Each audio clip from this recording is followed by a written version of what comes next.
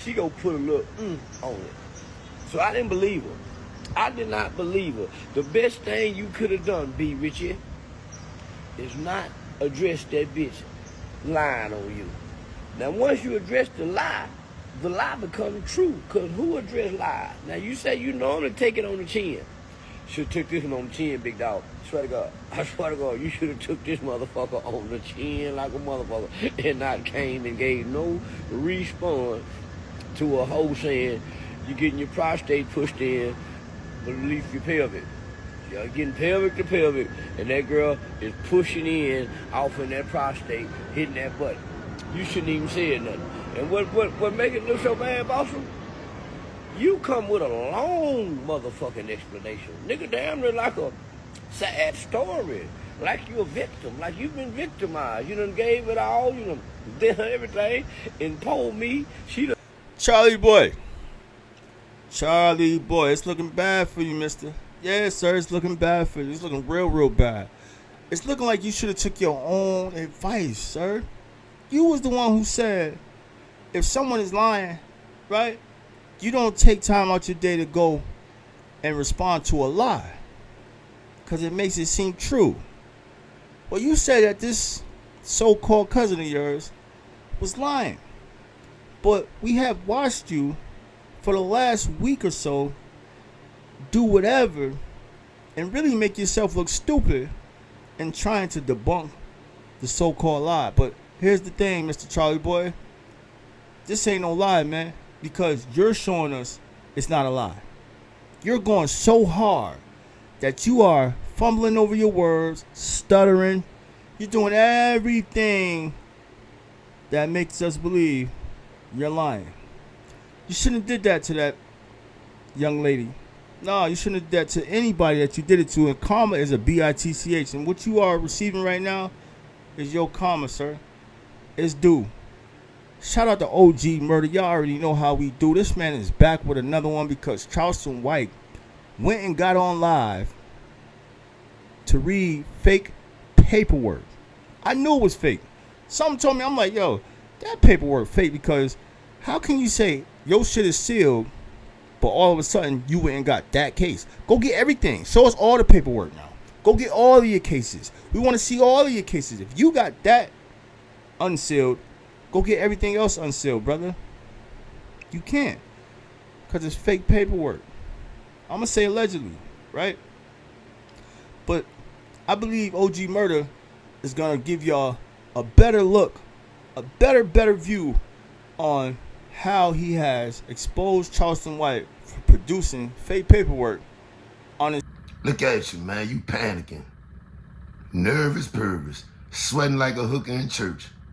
Man, you on a whole press tour with the same line story, bro. Look at you. You done went over there by Say Cheese. You know Big Booty was gonna want in anything dealing with my name.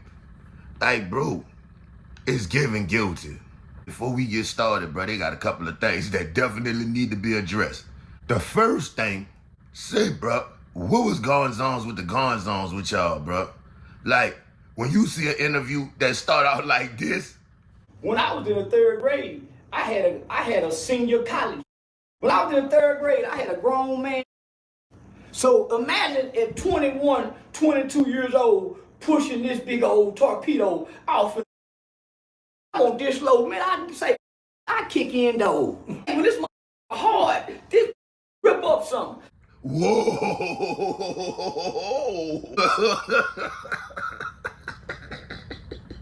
Say, bro, TMI, bro.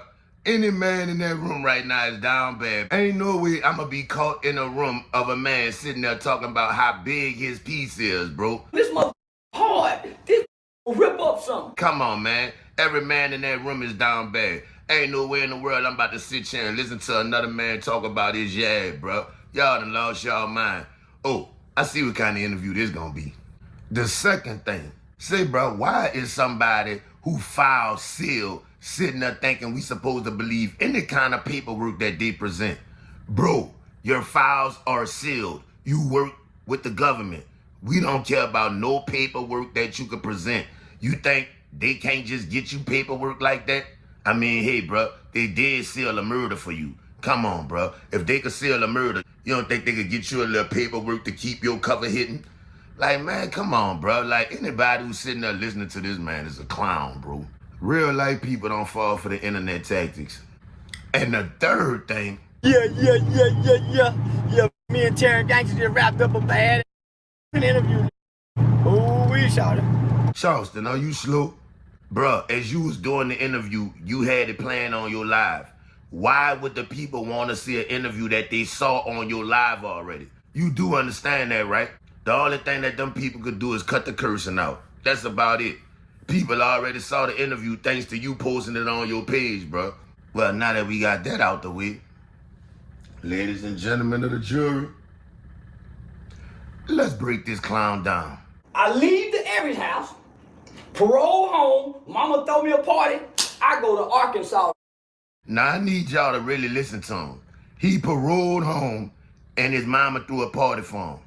Y'all remember that. This is a critical piece of evidence. My cousin Charleston White was he was the president of the BSA in Fayetteville, Arkansas, at the University of Arkansas. I never understand why people on YouTube, dog, interview people to get the same exact story that they be telling on their live and that they tell everybody else. Like, bro, it's a complete waste of time. We heard all this already. I go up there and I find out make money out of weed.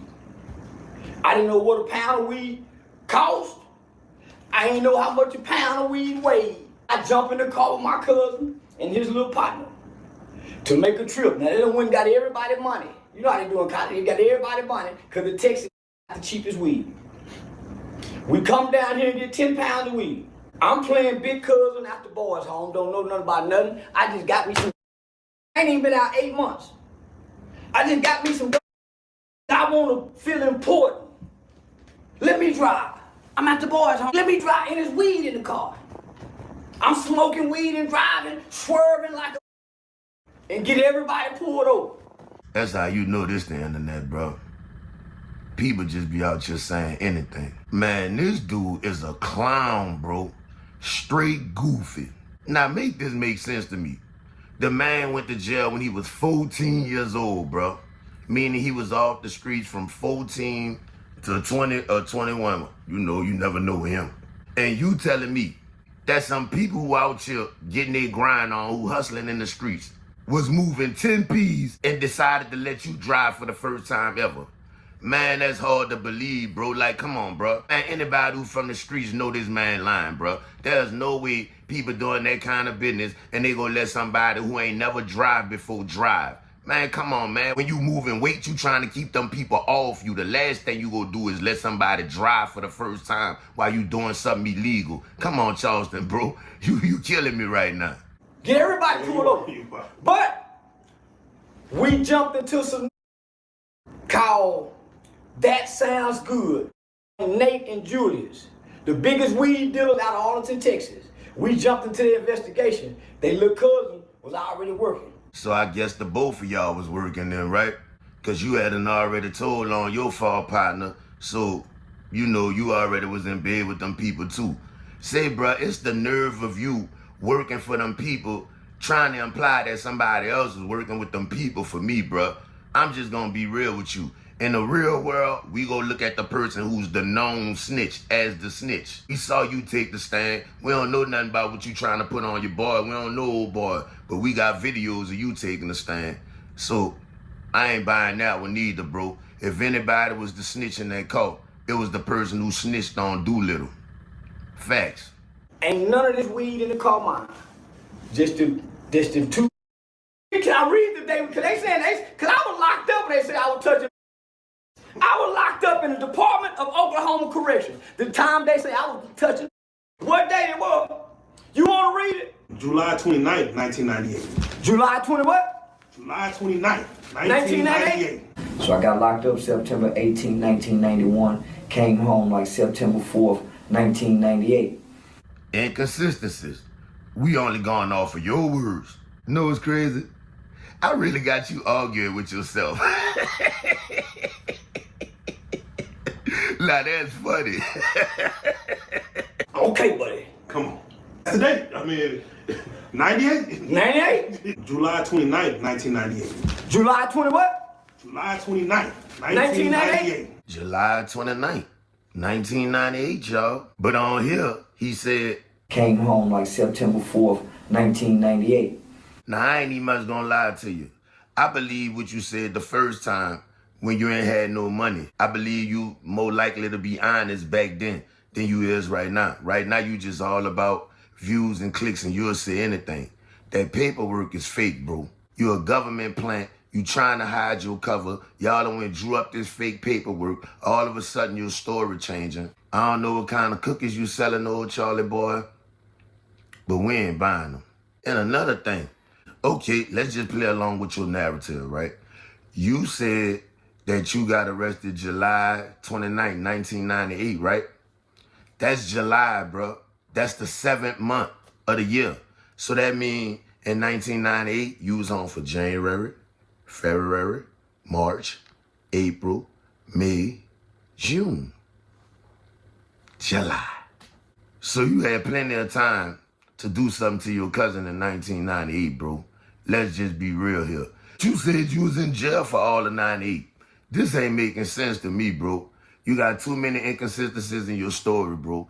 I'm telling you, it's giving all signs of guilty.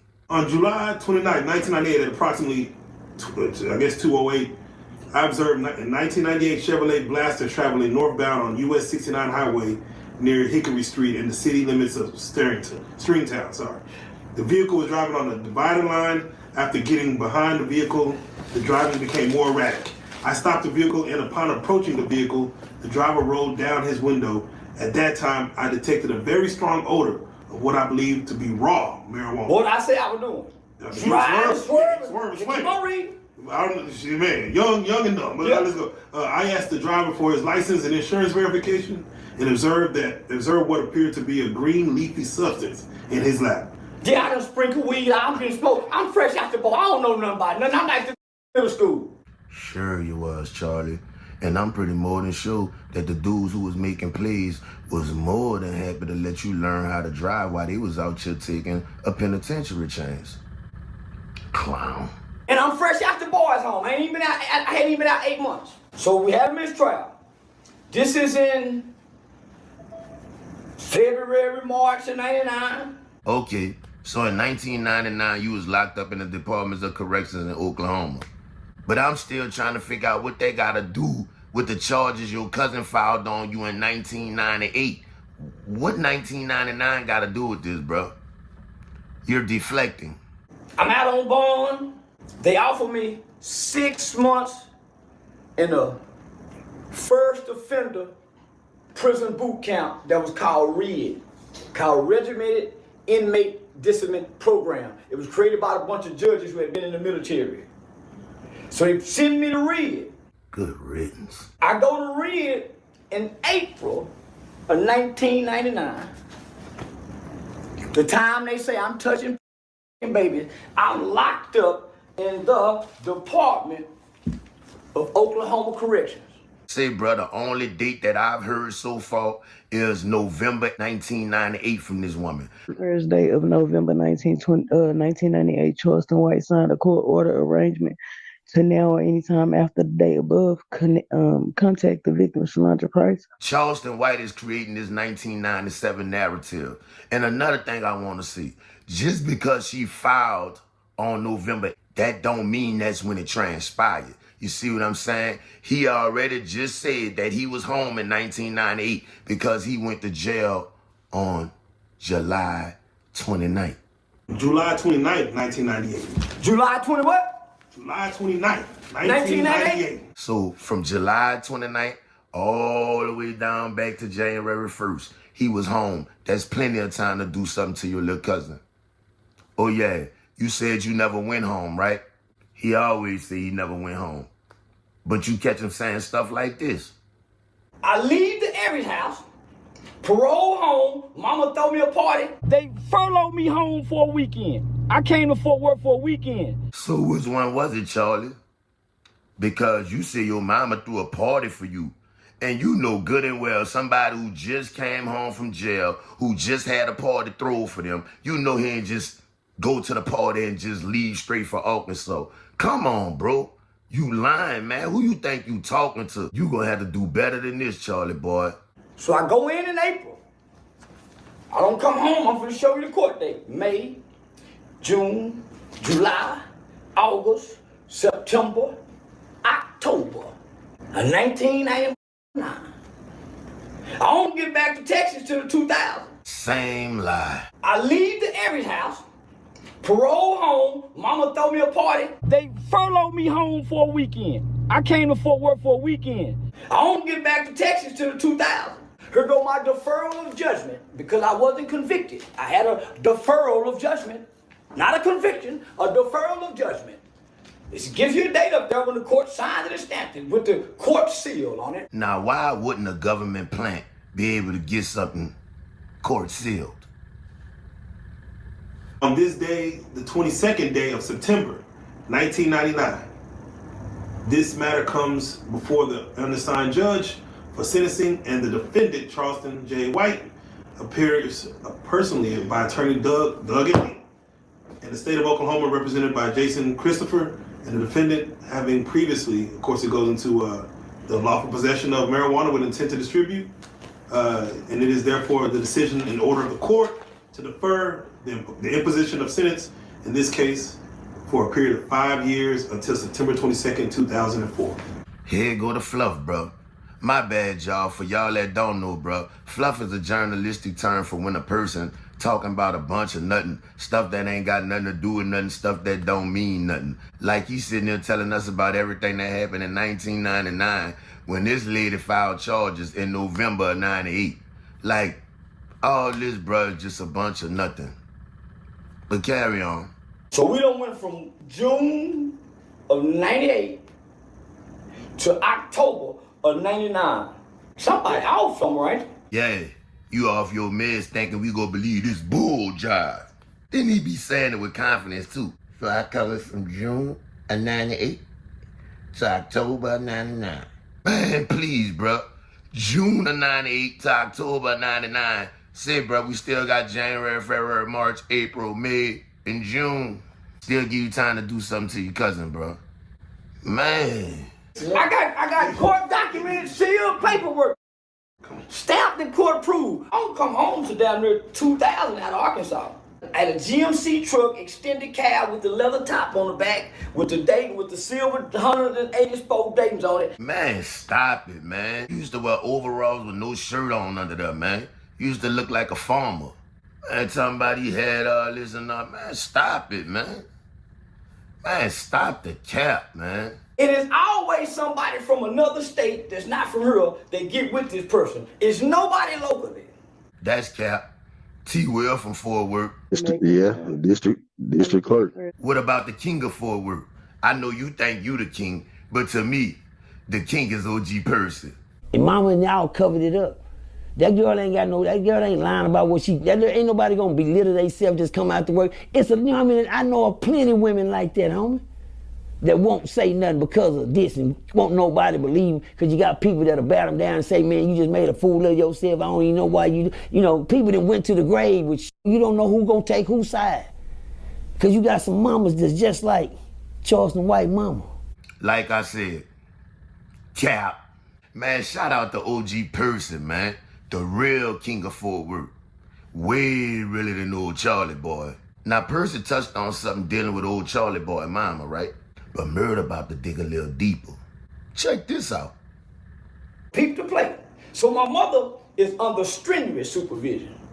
She still has a license to this day. Done worked with over thousands of kids.